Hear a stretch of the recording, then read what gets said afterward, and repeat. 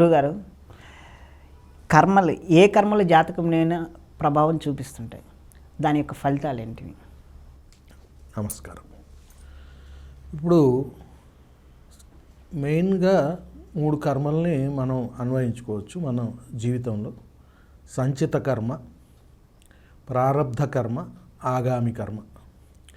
సంచిత కర్మ అంటే మీ యొక్క పూర్వజన్మల నుంచి ఏదైతే అక్యుములేట్ చేసుకుని వచ్చారో అది సంచిత కర్మ అంటాం. ఆ సంచిత కర్మ మీ ప్రారబ్ధ కర్మని డిసైడ్ చేస్తుంది. అంటే మీరు ఒక నక్షత్రంలో పుట్టారు, జన్మించారు, ఈ భూమి మీదకి వచ్చారు. సంచిత కర్మని ఆ నక్షత్రం ద్వారా మీరు పట్టుకొని వచ్చారు. మిగతా ఏదైతే 6 గ్రహాలు ప్లస్ 2 ఛాయాగ్రహాలతో అన్వయించుకొని మీరు సంచిత కర్మ తీసుకుని ఈ భూమి మీద జన్మించారు. ఈ సంచిత కర్మ ఏం చేస్తుందంటే మీ చేత రకరకాలైన కార్యక్రమాలని మీరు పుట్టిన కాడి నుంచి మీరు యుక్త వయసు కొంచెం ఏజ్ వచ్చే వరకు మీ చేత చేయిస్తూ వెళ్తుంది.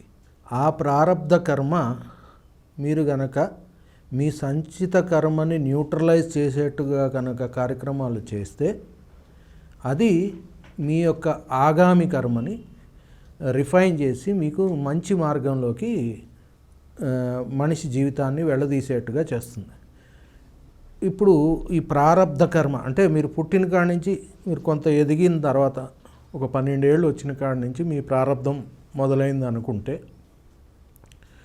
ఎవరికైతే సంచిత కర్మ బాగుండి ఈ భూమి మీదకి వచ్చారో వారు ప్రారబ్ధ కర్మ ముందు సుఖంగానే మొదలవుతుంది. ఈ ప్రారబ్ధ కర్మ జరిగేటప్పుడు 4 రకాల ఎఫెక్ట్స్ ఉంటాయి.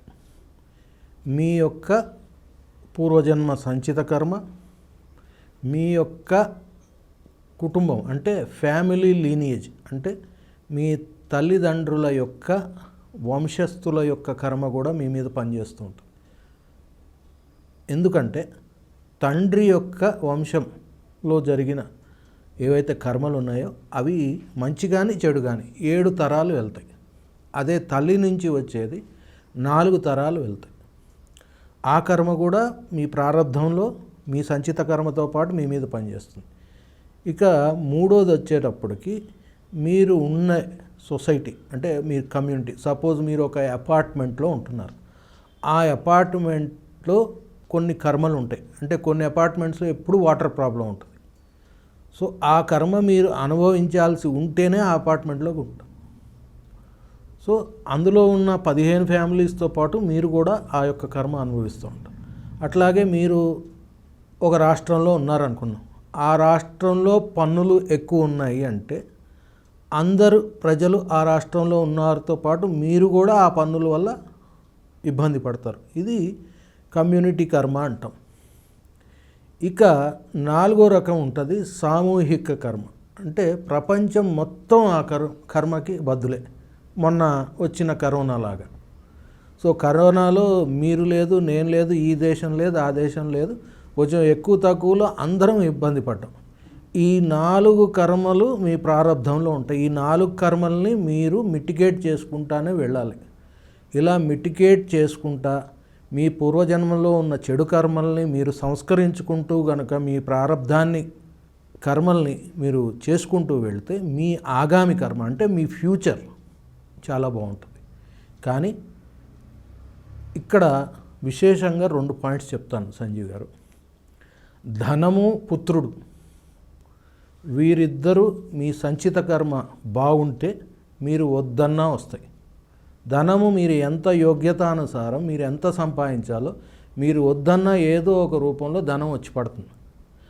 ఆ ధనం వచ్చినప్పుడు బ్యాలెన్స్గా ఉండటమే మంచి ప్రారబ్ధం చేయటం. అది బ్యాలెన్స్ లేకుండా ధనం వచ్చేసిందని చెప్పేసి ఇంకా గడించాలని ఎప్పుడైతే మనిషి అహంకారపూరితంగా తనకున్న మంచి సంచిత కర్మని మంచి ప్రారబ్ధంలోకి కన్వర్ట్ చేయకుండా వివిధ రకాలైన చెడు కర్మల్ని చేస్తూ విశేషంగా ధనార్జన చేస్తాడో ఇక్కడ వారి ఆగామి కర్మని చెడగొట్టుకుంటారు. ఓకే, ఇప్పుడు ఏ క్రియల ద్వారా వీరి ప్రారబ్ధం చెడిపోతుందో కూడా చెప్తాను. మనిషి మెయిన్గా ఫస్ట్ విత్తేష్ణ అంటాం. అంటే విత్తము అంటే ధనం. ధనము కొరకు చేసే క్రియ. ధనం ఇంపార్టెంట్, బ్రతుకు తెరువు కోసం ఇంపార్టెంటే. ఇక్కడ నేనేం చెప్పాను, మీ సంచిత కర్మ కనుక బాగుంటే, మీ పూర్వజన్మ కర్మ, ధనం మీరు వద్దన్నా వస్తుంది, మీ యోగ్యతానుసారం వస్తుంది, అవకాశాలు అలా ఎదురు వస్తాయి. ఇక్కడ ఒక సామెత చెప్తాను, ఎగిరెగిరి దంచినా నిలబడి దంచినా రోలు ఎంత ఉంటే అంత పిండే అంటారు. కాబట్టి మీ యోగ్యత ఎంత ఉందో అంత ధనం మాత్రమే వస్తుంది. మీరు 24 అవర్స్ దాటి నేను 36 అవర్స్ పనిచేశానన్నా, లేదు ఎంత చెప్పుకున్నా ఎంత చేసినా కూడా మీ యోగ్యత అనుసారమే వస్తుంది. ఇక్కడ ముఖ్యం ఏంటంటే కర్మ చేయటం, ఏదో ఒక పని చేయాలి. కర్మ అంటే చాలామందికి ఏదేదో ఊహలో ఉంటారు. కర్మ అంటే మీ చేత మీ వాక్కు ద్వారా మీరు ఏదైతే క్రియలను చేస్తారో ఈ మండలం మీద, దాన్ని కర్మ అంటాం. సో అది ఇంపార్టెంట్. అంతేగాని విత్తము అనేది మీ యొక్క యోగ్యత అనుసారం వస్తుంది. ఆ డబ్బు సంపాదించుకోవటంలో కొంతమంది ఏం చేస్తారంటే వారి యొక్క శారీరక శ్రమని విశేషంగా ఆర్జించటానికి చాలా మటుకి స్పెండ్ చేసేస్తారు. అంటే రోజుకి 18-19 గంటలు వారి కర్మలోనే ఉండి వారి ఆరోగ్యాన్ని పట్టించుకోకుండా వారు శ్రమించి వారి కుటుంబం కోసం శ్రమించి విత్తాన్ని విశేషంగా ఆర్జిస్తారు. ఈ అర్జనలో ఏంటంటే వారు మర్చిపోయేది వారి యొక్క ఆరోగ్యం. మనకి ఆరోగ్యమే మహాబలం, హెల్త్ ఈజ్ వెల్త్ అంటారు ఇంగ్లీష్లో. సో ఎప్పుడైతే తన యొక్క ఆరోగ్యాన్ని గ్రహించకుండా సంపాదన చేస్తాడో ఏదో ఒక దగ్గర అతనికి బ్రేక్ పడుతుంది హెల్త్ రీత్యా. సో వన్స్ హెల్త్ పాడైపోయినాక నీ దగ్గర ధనం ఉన్నా మళ్ళీ ఆ అనారోగ్యానికే నువ్వు ఆ సంపాదించిన ధనాన్ని ఖర్చు పెట్టుకోవాల్సి వస్తుంది. ఇది ఒక రకం. ఇంకొందరు ఉంటారు, వారేంటంటే ఆ విత్తాన్ని ఆర్జించటం కోసం రకరకాలైన మ్యానిపులేషన్స్ చేస్తూ వారి జీవితాన్ని, అంటే ఇతరులను మోసం చేసి విశేషంగా విత్తం సంపాదిస్తారు. వీరి వల్ల ఎన్నో కుటుంబాలు ఇబ్బందులు పడతాయి. ఆ కుటుంబం యొక్క కర్మ శాపరీత్యా వీరి పిల్లలకు ఎక్కడో ఆ సంపాదించిన విత్తు ఏదైతే ఉంటుందో, ధనం ఏదైతే ఉంటుందో అది కోల్పోవటం జరుగుతుంది. ఇంకొందరు ఉంటారు, వీరిని పరాన్న బుక్కులు అంటాం. విశేషంగా ఆర్జించాలనే కోరికతో వీరి దగ్గర ధనం ఉంటుంది, కానీ ఎప్పుడూ వీరికి ఇవ్వటము అనేది ఉండదు. ఎంతసేపు ఎవరు నాకేమిస్తారు, ఎవరి నుంచి నేనేం ఉపయోగం పొందుతాను. ఇప్పుడు 3 కలిచాను, వారితో నాకు ఏదైనా ఉపయోగం ఉంటేనే నేను వ్యవహారం చేస్తాను అన్నట్టుగా ఉంటుంది. అంటే వీళ్ళు పొద్దుగూకులు వేరే వాళ్ళ మీద ఆధారపడి బతుకుతారు. వీళ్ళని పరాన్న బుక్కులు అంటారు. వీళ్ళని సొసైటీ ఈసడించుకుంటుంది. సో ఇలా ఆ పరాన్న బుక్కు తత్వంతో గనక, అంటే ఏదైనా నాకు ఫ్రీగా రావాలి అవతల నుంచి, ఆ తత్వంతో గనక వీళ్ళు ఉంటే వీరు సంపాదించిన ధనం ఏదైతే ఉందో అది తరాలకు ఉపయోగపడుతుంది. ఎక్కడో ఒక చోట అంతర్ధానం అయిపోతుంది. సో ఉపయోగమే ఉంది. ఎవరి కోసం సంపాదిస్తున్నాం? ధనం సంపాదిస్తున్నాం అంటే మన పొట్టకి, బట్టకి, గృహానికి సంపాదిస్తాం. వీటికి ఖర్చు పెట్టుకోవడంలో తప్పు లేదు. కానీ ఒక పరాన్న బుక్కు తత్వంతో ఉంటే ఇలా జరుగుతుంది. ఎందుకు అనేది మనం విశ్లేషించుకుంటే, ఇంద్రుడు ఉన్నాడు అనుకోండి, ఇదివరకు కూడా చెప్పాను, ఆయనకు మొత్తం అష్టైశ్వర్యాలు ఉన్నాయి, కానీ అది ఎప్పుడు పోతుందో ఆయనకు తెలియదు, భయం. ఆయన దగ్గర లక్ష్మి స్థిరంగా ఉన్నా కూడా భయం. ఎప్పుడు దాన్ని కాపాడుకోవటానికి ఆయన జీవితం అంతా సరిపోతుంది. ఎందుకంటే ఆయనకి ఇచ్చే గుణం లేదు. అన్నీ నాకే కావాలని నా దగ్గర ఉన్నప్పుడు ఆటోమేటిక్గా భయం వస్తుంది. నా దగ్గర ఉంది, కొంత మీరు తీసుకోండి అని ఇచ్చే దాన గుణం ఉందనుకో, భయం ఉండదు. అదే మీరు విష్ణుమూర్తిని గమనిస్తే ఆయనకి లక్ష్మీదేవి హృదయ భాగంలో ఆయన స్థానం ఇచ్చాడు. అంటే ఎటర్నల్ లవ్, విపరీతమైన ప్రేమ. కానీ లక్ష్మీదేవి నిజంగా ఎక్కడ వాసిస్తుంది? ఆయన పాదాల దగ్గర వసిస్తుంది. ఆ పాదాల దగ్గర ఆ లక్ష్మీ నివాసం ఎక్కడైతే ఉండి ఆవిడ పాదసేవ చేసుకుంటా ఆయన హృదయ స్థానాన్ని పొందింది. అక్కడ లక్ష్మి వెళ్ళమన్నా వెళ్ళదు. అవును. అంటే అది ప్రేమతోటి సంపాదించిన స్థితి.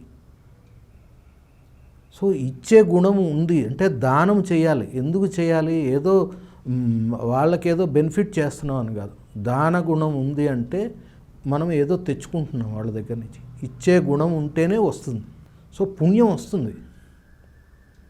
సో ఆ ఇచ్చే గుణం అనేది ఉండాలి. ఇది లేకపోవటం వల్ల ఈ ధనార్జన వల్ల కోల్పోతున్నారు.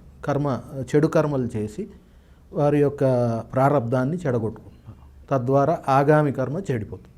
ఈ రెండో కారణం వచ్చేసి పుత్రేషణ, అంటే పుత్రుడి కోసం. కొంతమందికి మీరు పూర్వకాలంలో, ఇప్పుడు తగ్గింది కానీ పూర్వకాలంలో ఏంటంటే వాళ్ళకి పుత్రులు లేకపోతే అది ఒక పెద్ద నేరం కింద, అవమానం కింద ఉండేది. ఎందుకంటే వారికి ఏంటంటే తలకొరి పెట్టేవాళ్ళు కావాలి, పుత్రుడు కావాలి. దానికోసం విశేషంగా డబ్బులు ఖర్చు పెట్టడం. కొన్ని గృహాల్లో చూస్తే పాత తరంలో కోడల్ని పుత్రులు లేరని నానా హింసలు పెట్టేవాళ్ళు అత్తమామలు. ఇవన్నీ చెడు కర్మలే. అది ఆవిడ చేతుల్లో లేదు, వారి యొక్క పుత్రుడి చేతుల్లో లేదు. కర్మానుసారం సంచిత కర్మ బట్టి వారికి పుత్రుడు జన్మించే యోగ్యం లేదు. కానీ ఇక్కడ ఆ పుత్రుడి కోసం దిగులు పడి అనారోగ్యాలు తెచ్చుకుని నాకు చేసేవారు. 2 ఆడపిల్లలు ఎంతో కష్టపడి తండ్రికి సేవ చేసినా కూడా మీరు పాతరం వ్యక్తులను చూస్తే వాళ్ళు అదే అసంతృప్తితో కొడుకు లేడనే భావంతో చనిపోయిన వాళ్ళు చాలామంది ఉన్నారు. కొడుకుంటే నన్ను వేరే రకంగా చూసేవాడు. కూతుర్లు ఎంతో సేవ చేస్తున్నారు, అయినా కూడా అది మనసులో నావాడు లేడు అనే భావన వాళ్ళకి పోయేది కాదు. సో ఈ యొక్క దానిలో కూడా కొన్ని చెడు కర్మల్ని మనుషులు క్రియేట్ చేసుకుంటారు. ఇక మూడోది లోకేష్ణ అంటాం. అంటే డబ్బు ఉంది, పుత్రులు ఉన్నారు, కావాల్సినవి అన్నీ ఉన్నాయి. నెక్స్ట్ ఏం చేస్తావు నువ్వు? పేరు ప్రతిష్టలు. ఈ పేరు ప్రతిష్టల కోసం చెయ్యలేనన్ని కర్మలు చేస్తారు. ఆధిపత్యం చెలాయించాలి. నా కాలనీలో నాకు ఆధిపత్యం కావాలి. మీరు ఇది చూస్తే పాలిటిక్స్లోనూ కార్పొరేట్ సంస్థల్లోనూ ఎక్కువ కనపడతాయి. సీనియర్ పొజిషన్కి వెళ్ళిపోయి ఉంటారు. వాళ్ళకి ఏంటంటే వాడి సంచిత కర్మ బాగుండి వాడు విశేషంగా ఫాస్ట్గా గ్రో అయిపోయి ఒక స్థానానికి వెళ్ళిపోతాడు. కానీ వాడికి ఎక్కడో చోట వాళ్ళ కింద ఎంప్లాయీస్ నుంచి నాలెడ్జ్ ఉన్నాడు ఎవడైనా సరైనవాడు తగిలాడు అనుకోండి, వీడికి ఏంటి ఇన్సెక్యూరిటీ ఫీలింగ్ వస్తుంది. సో ఇన్సెక్యూరిటీ ఫీలింగ్ వచ్చి ఆ సీనియర్ ఎంప్లాయీ కింద వాడిని ఇబ్బంది పెట్టడం మొదలు పెడతారు. రకరకాలైన క్రియలు వాడి మీద ప్రయోగం చేసి వాడిని ఆ సంస్థ నుంచి పంపించేదాకా వెంటాడుతూనే ఉంటారు. సో ఇక్కడ చేయాల్సింది ఏంటంటే అగ్నితత్వం బాగుంది, నేను ఎట్లయినా నా పొజిషన్లో ఉండాలి, ఇంకా ఎదగాలి అని. అవును. అది నిలబెట్టుకోవడానికి ఆలోచనా తత్వం ఉంది. కానీ ఉండాల్సిన ఎయిర్ ఎలిమెంట్ అంటే నాలెడ్జ్ లేదు. ఎందుకంటే అవతల కాంపిటీషన్ వచ్చేసింది. నాలెడ్జ్ పెంచుకుంటే సరిపోతుంది, అది పెంచుకోరు. ఈ రెండు అగ్నితత్వం ఈ జలతత్వంతో అవతల ఎంప్లాయీని ఇబ్బంది పెట్టి వాడిని కంపెనీ వదిలేసి వాడి కడుపు మీద కొడతారు. ఆ కడుపు మీద కొట్టిన ఫలితం, కొట్టినవాడు ఏం చేస్తాడు? ఊరికే ఉండడుగా. వాడు దెబ్బతిన్నాడు, వెళ్ళి ఈ పంపించిన వాడినే కాకుండా సంస్థ యజమానిని కూడా తిడతాడు. ఈ చేసిన కర్మ ఈ వ్యక్తికే కాకుండా ఆ సంస్థ యజమానికి కూడా తగులుతుంది. డబుల్ డ్యామేజ్ అవుతుంది. ఈ లొకేషన్, ఈ కీర్తి ప్రతిష్టల కోసం చేయరాని బ్యాడ్ కర్మలన్నీ చేసి ప్రారంధం చెడగొట్టుకుంటారు. ఇక నాలుగోది ఏంటంటే మోక్షేష్. సో మోక్షం ఆఖరికి జీవితం అంతా అయిపోయింది, చూసేశారు, డబ్బు చూశారు, పుత్రులు చూశారు, పొజిషన్ చూశారు, మనవాళ్ళు వచ్చేసారు, ఇంకా ఎగ్జిట్ టైం వచ్చింది. కానీ ఇంకా బతకాలనే కోరిక, ఇంకా బతకాలనే కోరిక కోసం ఏదో తీవ్రమైన జబ్బు వచ్చింది, క్యాన్సర్ లాంటిది, కానీ బతకాలి. సంపాదించిందంతా దానికి పెట్టేస్తారు. అయినా బ్రతుకు మీ చేతుల్లో ఉందా? లేదు. ఇలా ఇటువంటి కర్మల ద్వారానే ప్రారబ్ధాన్ని చెడగొట్టుకొని ఆగామిని నాశనం చేసుకుంటారు. మీరు చూస్తే సంచిత కర్మ బాగున్నాళ్ళు 42 ఏజ్కే చాలా పీక్లోకి వెళ్ళిపోతారు. 42 నుంచి 52కి వచ్చే తలకి యావరేజ్గా ఉంటూ 52 నుంచి డౌన్ఫాల్ అయిపోతారు. ఎవరైతే ప్రారంధం బాగా చేసుకుంటారో వారు మాత్రమే 52 తర్వాత లైఫ్ బాగుంటుంది. సక్సెస్ఫుల్ లైఫ్ అంటే 52 నుంచి వారు మరణించే వరకు ఎవరైతే తిండి, బట్ట, ఆరోగ్యం, గృహం ఉండి ప్రశాంతమైన జీవితాన్ని గడుపుతారో వారిదే సక్సెస్ఫుల్ లైఫ్. ఇది అందరూ తెలుసుకోవాలి. లోకా సమస్త సుఖినో భవంతు, సర్వే జన సుఖినో భవంతు. స్వస్తి.